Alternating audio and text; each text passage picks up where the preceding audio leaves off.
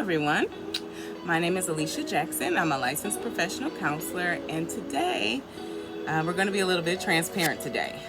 Today I'm going to share with you my grief journey, and a part of this is my hope is to just help continue the conversation about grief. I truly feel that grief is just something that we don't share a lot about. Through social media, I feel that things have opened up more about grief, and so I wanted to take an opportunity to share with you my grief journey. My father was or passed away in 2014, so it'll be 7 years ago this year in October, and I definitely can be honest with you that I have worked with clients in the area of grief before my father, and the way that I work with my clients in grief now after my father is much different. Not to say that I don't feel like it was meaningful, but it just, with the firsthand knowledge and experience of it, it definitely changed and shaped how I understood grief. To be honest and transparent with you as well, even in the field of mental health, I don't know if you may have heard of the stages of grief, and there's like denial, anger, bargaining, all of the different stages. And so I think an assumption that we made was that you go through the first stage, then you go through the second stage, when really those different stages are just the experience, truly the experience of grief, which also added anxiety, because anxiety is definitely a part of the grief journey and the grief process. But my father, he passed away. He was diagnosed with cancer, and he passed away in October of 2014. And it was definitely something that I was not prepared for.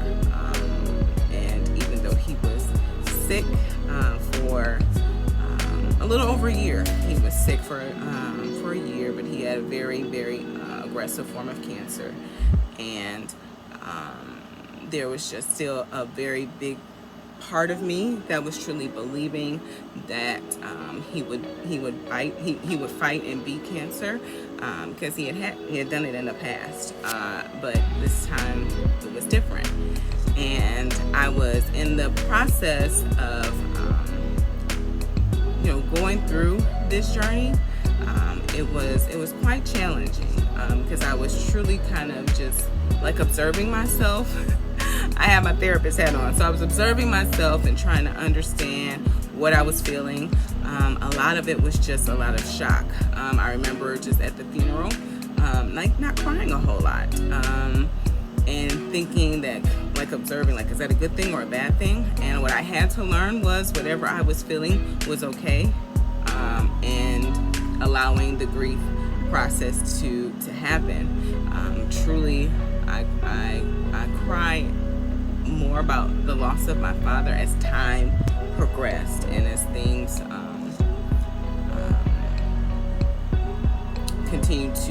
as life continued to move on. What the death of a loved one, for me, the best way that I describe it is like the impact. It's like the way it hits your body.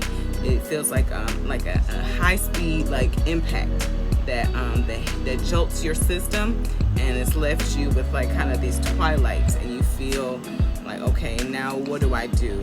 Where do I go? What is life now without this person? And what's next? Like what's next? And truly, the first year was quite a blur. I remember definitely being very, very sad, struggling with motivation, struggling with how to move forward from day to day. And I'm grateful for support. I'm grateful, truly. One of the things that helped to pull me out of that space were the people and loved ones that I was connected to. They provided a lot of support And it wasn't like them saying like, hey, I'm reaching out to you because your dad's dead. How are you doing? It was just them like, hey, let's go out to eat. Let's go get something, let's go to this event. So that was helpful. That was truly helpful, and I'm truly grateful that I had, that I still have actually, that support system. And as life has progressed, there have been spaces and times where I truly have been in like a state of disbelief, to be honest, with you, that he's still gone. Big celebrations, birthday members of close families that I know, he would have been there and done something. So what I've tried to do in those moments is I do things that would be in the spirit of him.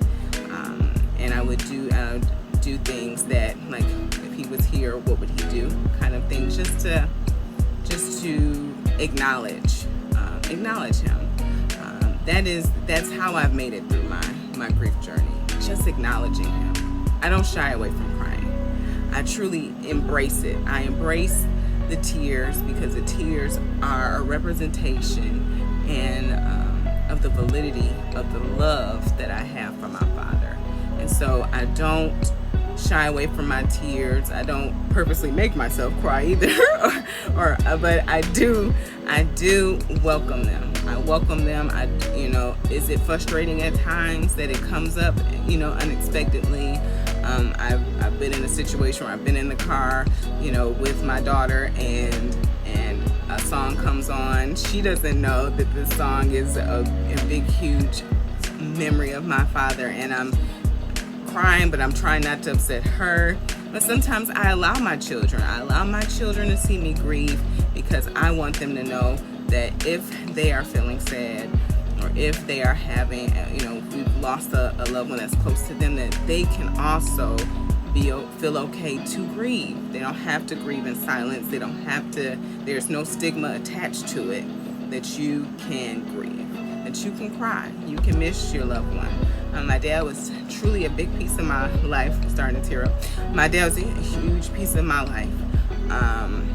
He gave me so much. I know he wished he could have given me more, but as I told him, on his last day here, that I truly appreciate everything he's given me, and that he did a good job. He truly did. Things that I've done to remember my dad, or do in remembrance of my dad. Things that we used to do. He used to love taking me to the movies on Black Friday, as my mom and her, everything, they were shopping and doing Black Friday sales. We would go to the movies and we would camp out and see like 3 or 4 movies in one day. And so I've done that with my children. I take them to the movies on Black Friday, just in remembrance of him.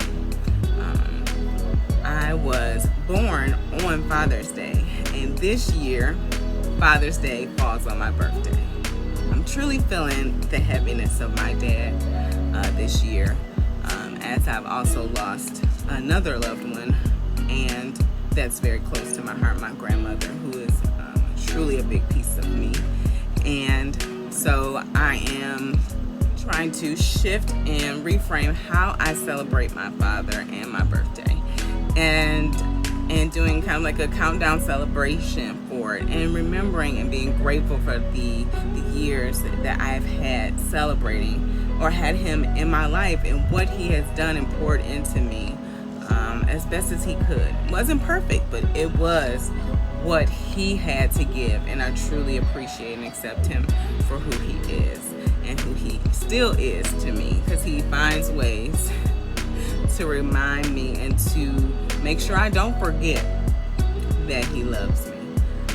So thank you so much, Dad, and I thank you so much for you guys being open and accepting my vulnerability and my courage and my self-energy today, as sharing a part of my dad's and what he has meant to me in my life.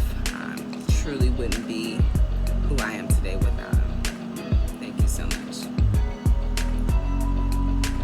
So thank thank you so much for watching. As always, like, of course, this video, as you should, because it's about my daddy. You know what I'm saying? Like this video, and of course, share with those who may need to hear and hear this, as we are all grieving something in someone, truly. And of course, subscribe to my channel. This is my father. For those who don't know, this is my father. This is him. This is him, and I miss him. I love him, and I'm grateful for him. Thank you so much for watching, and of course, share stories of your loved ones below, as we're all in this journey together, staying connected. That's how we get through this. Thank you so much for watching.